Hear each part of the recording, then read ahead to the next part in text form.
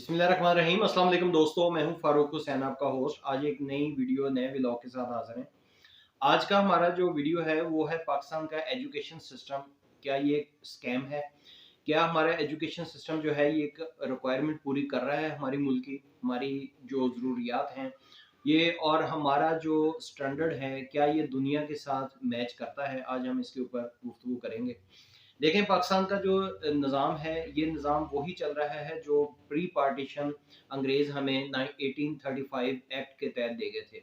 यहाँ पे दरस निज़ामी और यहाँ पे जो कन्वेंशनल और कंटेम्प्रेरी जो एजुकेशन सिस्टम था, कोशिश ये की गई थी अंग्रेज़ों के तरफ से कि यहाँ पे ऐसे लोग पैदा किए जाएं जो कि सर झुका के काम कर सकें। उन्होंने अपने जो स्टूडेंट थे, अपने बच्चे थे, उनके लिए हिंदुस्तान के अंदर रॉयल एकेडमीज़ बनाई और इस तरह के एजुकेशन जो है अदारे बनाए, जिसकी एक मिसाल लाहौर के अंदर एचिसन कॉलेज है।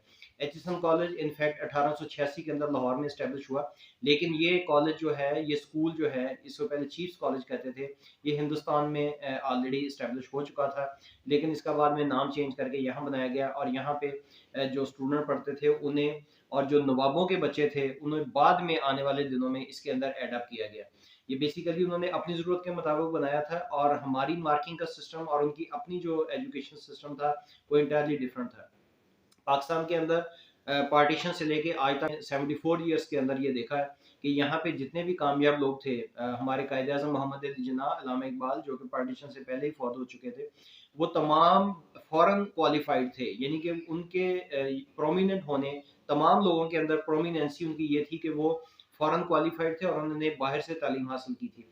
आज भी हमारे मुल्क के अंदर 2021 में इस वक्त हम बैठे हुए हैं, हमारे जो स्टेट बैंक के गवर्नर हैं डॉक्टर बाकर, वो भी बाहर के क्वालिफाइड हैं और बाहर से ही तालीम लेकर और बाहर की एक्सपीरियंस लेकर वो हुक्मरानी हम पे कर रहे हैं।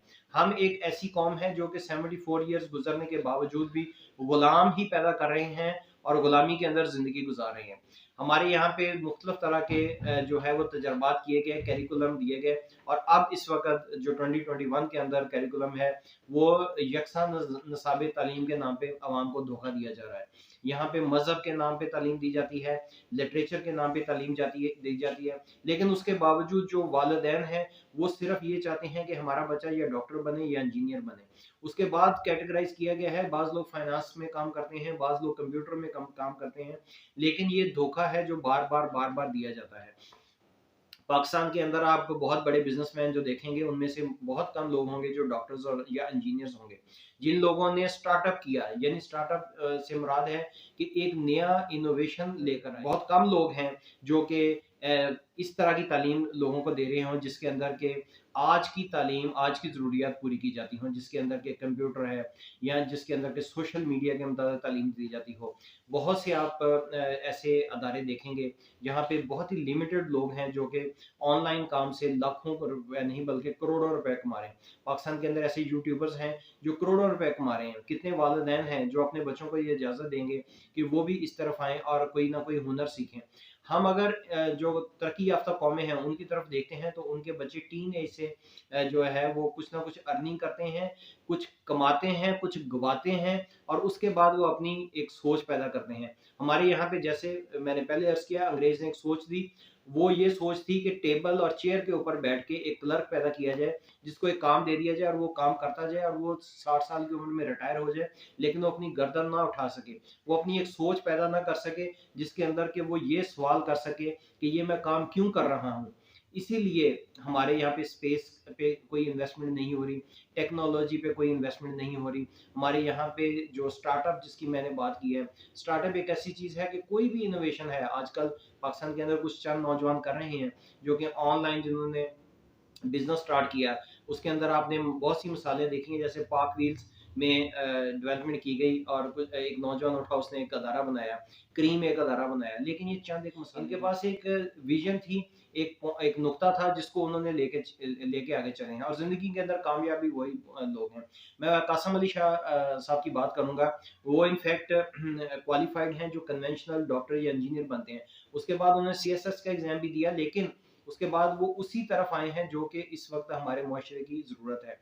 लाहौर के अंदर एक बड़ा मेट्रोपॉलिटन सिटी है, यहाँ पे आप देखेंगे बहुत से अदारे हैं जो कि प्राइवेट तालीम दे रहे हैं और लोगों के अंदर एक दौड़ लगी हुई है जो कि प्राइवेट एजुकेशन इंस्टीट्यूशन जो उसके अंदर अपने बच्चों को भेजते हैं।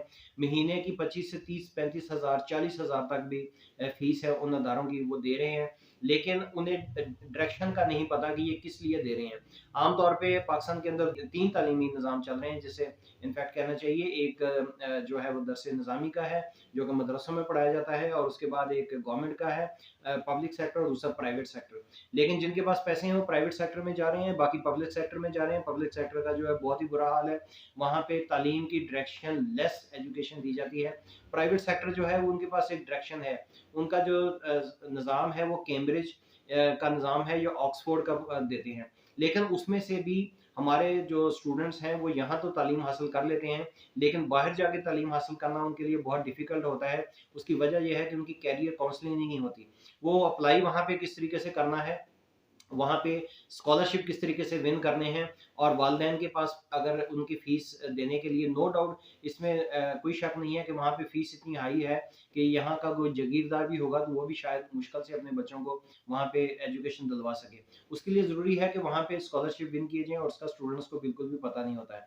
लिहाज़ा ये एक आयरनी है, ये एक अजीब-सा मज़ाक है कि हमारी कौम जो है वो एक डायरेक्शन लेस एजुकेशन दे रही है। ये एक माफिया है एजुकेशन सिस्टम, जिसके अंदर के अदारे जो हैं वो हर 10 साल के बाद कुछ सिलेबस जो है उसको चेंज करके उसके ऊपर सिंगापुर की ठप्पियाँ लगाकर और डिफरेंट तरह की रंग-बिरंगी किताबें जो हैं वो अदल-बदल करते रहते हैं, और एक लोगों को लीड दी हुई है कि ये तालीम जो है आपके बच्चे ओ लेवल या ए लेवल करने के बाद बाहर की यूनिवर्सिटी में चले जाएँगे।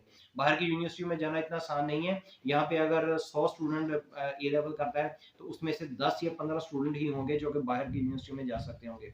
उसमें से भी आधे स्टूडेंट हैं जो बाहर जाके सेट होते हैं, तमाम स्टूडेंट सेट्स नहीं होते। मैंने माज़रत के साथ ये बताता जाऊँ कि एचएसएम कॉलेज लाहौर के अंदर एक मशहूर मारूफ कॉलेज है, तो वहाँ के पेरेंट्स से बात हुई तो वो मुझे बता रहे थे कि बहुत से स्टूडेंट बाहर की यूनिवर्सिटी में चले जाते हैं, लेकिन वहाँ से एक्सपेल कर दिए जाते हैं। इसलिए वजह ये है कि उनके म्यारात के मुताबिक एजुकेशन नहीं होती। अगर इस तरीके के स्कूल हैं, जिस तरीके से और भी नाम आ जाते हैं, पाकिस्तान के अंदर अदारे हैं, कुछ आर्मी का नाम लेके बेच रहे हैं तालीम, कुछ जो है वो ग्रामर के नाम पे बेच रहे हैं, कुछ इंटरनेशनल चेन के नाम पे बेच रहे हैं। लेकिन देखा ये जाए तो उसके अंदर एजुकेशन के वो म्यारात नहीं है कि स्टूडेंट्स जब बाहर जाते हैं तो उन्हें कम्पीट ही नहीं कर पाते, उसमें से 50% जो एक्सपेल हो जाते हैं। यही वजह है कि हिंदुस्तानी और पाकिस्तानी स्टूडेंट्स के लिए जब अंग्रेज ब्रिटिश राज यहाँ पे था तो उन्होंने एक म्यार बनाया हुआ था कि 33% मार्क्स जो हैं उसके ऊपर वो उन्होंने पासिंग उसकी ग्रेड जो सेट कर दिया था। रीज़न ये थी कि वो कहते थे कि अंग्रेज से आधा इनका दिमाग होता है, क्योंकि इंग्लैंड के अंदर जो निज़ाम था वहाँ पे 66% मार्क्स के ऊपर पासिंग मार्क होते थे। तो लिहाज़ा जब यहाँ पे सेट किया तो गया तो उन्होंने 33 कर दिया। आज 74 ईयर्स गुज़रने के बावजूद भी हम 33 पर ही अड़े हुए हैं। नो डाउट कि इस वक़्त नंबरों की दौड़ लगी हुई है, स्टूडेंट्स 1100 में से 1100 ही नंबर ले रहे हैं। तो ये वीडियो बनाने का मकसद भी ये था कि आँखें अपनी खोलनी चाहिए, और हमें अपने बच्चों को तालीम जो है वो मकसद वाली देनी चाहिए, मकसद के बगैर तालीम नहीं देनी चाहिए।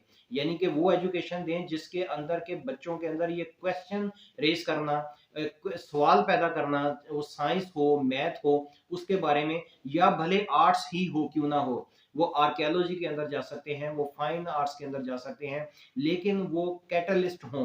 कैटलिस्ट एक ऐसा केमिकल होता है जिसको कि किसी चीज़ के ऊपर अगर हम टपकाते हैं, उसके अंदर एक बॉयल पैदा होता है। तो स्टूडेंट्स जो हैं वो भी बेसिकली कैटलिस्ट होने चाहिए, यानी कि उन्हें किसी आप प्लेटफॉर्म पे जाएं, वो सीएसएस का एग्जाम दें, वो किसी बोर्ड के सामने जाएं, तो अगर उनसे क्वेश्चन किया जाए तो वो अपनी मालूमात जो है वो उनसे उस तरीके से शेयर करें, ना कि वो गूंगे और बहरे बन के वहाँ पे और फेलियर होके आए। मैं आपको इसकी जिंदा मिसाल देता जाऊं कि पाकिस्तान के अंदर जब भी कहीं इंटरनेशनल कोर्ट्स के अंदर हम कोई भी केस लेकर गए हैं तो उस केस के अंदर हमें जो सुर्खी का सामना करना पड़ा है, उसकी वजह यह है कि हमारे पास एक्सपर्ट बंदे नहीं होते। वो चाहे बात पानी की हो, दरियाओं की हो, डैम्स की हो, हमने हमेशा जो है केस कभी कहीं किसी कोर्ट में गए हैं और वहां पे जाके हम फ्लाइंग कलर्स के साथ कोई केस जीत कर आए हों।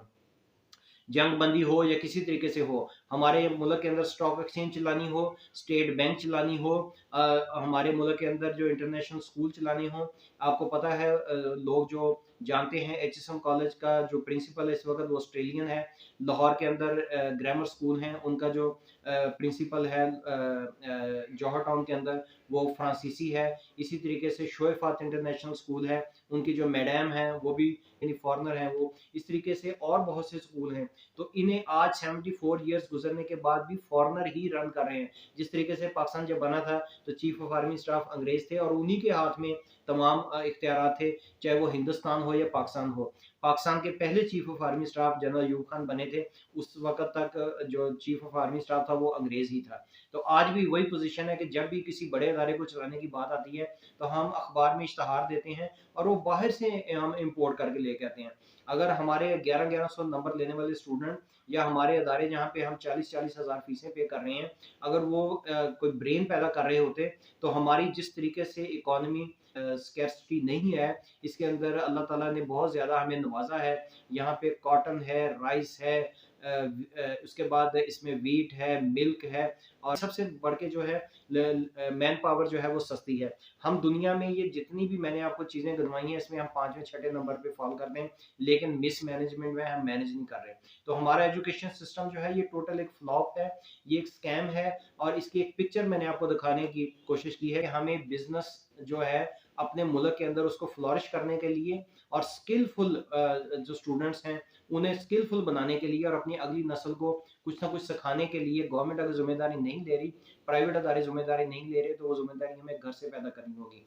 उसके लिए ज़रूरी है कि हम अपने बच्चों को अपनी मदर्स के साथ घर के काम जो है उसमें ऐब ना समझें। मासियों से काम, ड्राइवरों से काम या ये काम ना कराएं। कम से कम अपने बच्चों को एक गाड़ी के मुतालिक अगर हम बता दें कि गाड़ी जो है इसकी सस्पेंशन क्या होती है, इसकी सफाई किस तरह होती है, डिटेलिंग किस तरह होती है, तो बच्चा बड़ा होकर आपका पाक व्हील्स की तरह एक अदारा बना सकता है। अगर हम अपने बच्चों को यही सिखाना शुरू कर दें कि घर का जो मैप है, लेआउट है, ये हमारा इसमें क्या बेहतरी हो सकती है, अगर हम उन्हें लेके बैठे उन्हें ये समझाना शुरू कर दें तो आपका बच्चा बड़ा होके ए लेवल करने के बाद एक अच्छा आर्किटेक्ट बन सकता है।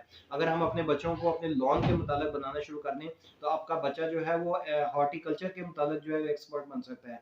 ये छोटे छोटे पॉइंट्स जो है बताने का मकसद ये था कि अपने बच्चों को इस तरफ लेकर आएं, इन अदारों के ऊपर मत रहें। ये अदारे 74 ईयर से फ्लॉप हैं, 74 ईयर से जो है वो इन्होंने कैमोफ्लेज किया हुआ है अपना चेहरा और ये बता नहीं रहे कि इनको कौन चला रहा है और किस तरीके से चला रहा है। लिहाजा आपने जागते रहना है, किसी पर नहीं रहना। लिहाजा आपने अपने बच्चों को स्किलफुल बनाना है ताकि जितनी स्किलफुल लोग होंगे उसके अंदर वो क्वेश्चन पैदा होगा। अगर हम कुछ नहीं कर सके तो हमारी आने वाली नस्ल जो है वो कम से कम इस मुल्क की तालीम, एजुकेशनल सिस्टम उसके ऊपर बेहतरी पैदा कर सके।